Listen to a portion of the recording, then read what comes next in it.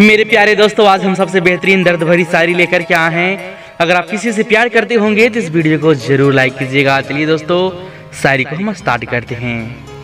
मैं वो नहीं जो तुझे गम में छोड़ दूं, मैं वो नहीं जो तुझे गम में छोड़ दूं, मैं वो नहीं जो तुझसे नाता तोड़ दूं।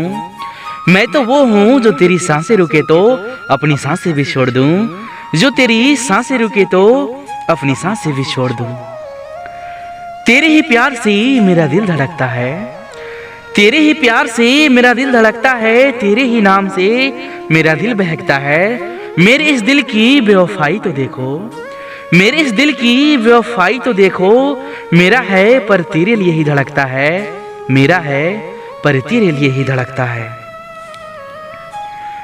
जिक्र करता है दिल सुबह शाम तेरा, जिक्र करता है दिल सुबह शाम तेरा। बहते हैं आंसू और बनता है नाम तेरा।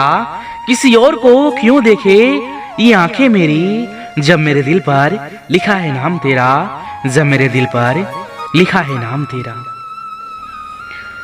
कभी सुबह याद आती हो तो कभी शाम को याद आती हो, कभी सुबह याद आती हो तो कभी शाम को याद आती हो।